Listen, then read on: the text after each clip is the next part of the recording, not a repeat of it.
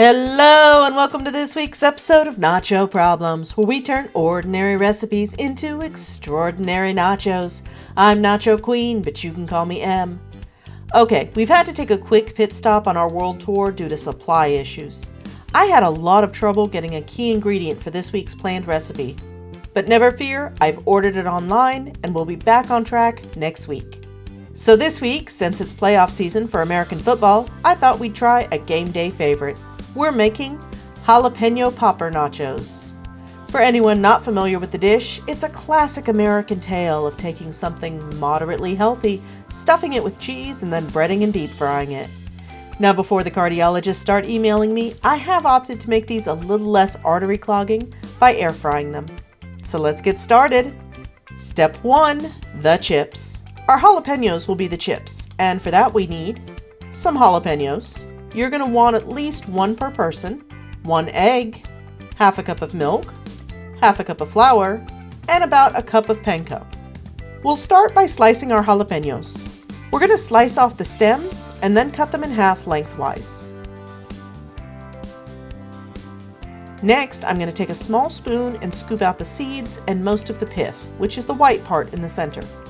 Now, I prefer to wear gloves whenever dealing with hot peppers of any sort, but if you don't have any, you should be fine. Just be sure to wash your hands well with dish soap to remove any oils after you're done. Now, you can leave them like this, but I'm going to slice mine in half again to make them a bit more bite-sized. As usual, we'll start by coating them in flour. Then it's into the milk and egg. And finally, cover them in panko. Now, the panko doesn't stick very well to the uncut side, but still, I think it's enough to get some crunch on it. We'll do the same for the rest of these, and then it's time to break out our air fryer. Swifty here has been preheated to 375 degrees, and we're going to place about 5 to 6 chips in at a time. Give each one a quick spritz with some cooking spray, and then let them cook for about 5 to 6 minutes or until golden and crispy. And that's the chips. Next up is step 2, the cheese. We're going to take our stuffing of our peppers and turn it into the cheese. And for that we need 8 ounces of cream cheese, 1 teaspoon salt, 1 teaspoon garlic, and some milk. Add the cream cheese to a bowl and beat for a minute or two until it's a smooth, spreadable consistency. Now add in your salt and garlic powder and beat for another minute to fully incorporate. Next, add in a splash of milk. I think this was about a 1/4 cup, and mix well.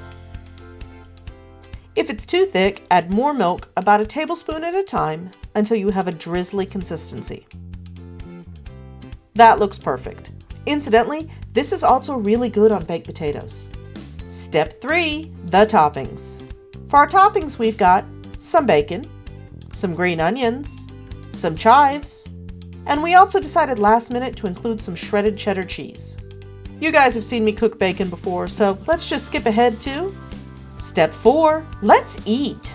As always, you gotta start with some of the chips. Now let's drizzle on some of that cheese. Add a few green onions. Don't skimp on the bacon. A bit of the shredded cheddar. And finally a sprinkle of chives. Let's spin the wheel to see who's taste tester this week. Seems a little sus, but I guess it's Jimmy Buffett. He is captain of Team Jalapeño after all. But wait! Sloppy Joe sneaks in with an interception, and it's a touchdown. All the jalapeño lovers of the family really enjoyed this one, so we're calling it a win. Well, that's all for this week. I hope you enjoyed it. If so, give it a like and please consider subscribing if you want to see more nacho videos. If you have an idea for a future video, you can leave a comment below or tag me on the site previously known as Twitter. I'm at Nacho Problems YT. I've also linked my Blue Sky below, but you won't find me on Facebook, Instagram, or Threads. If you're looking to steal my apron, well, that's nacho merch, but you can get your own at a link in the description. Between the snow last week and the rain the last several days, I'm pretty sure it's going to take a canoe to deliver next week's ingredients. But unless you work for Amazon, that's not your problem. Thanks for watching, and I'll see you soon.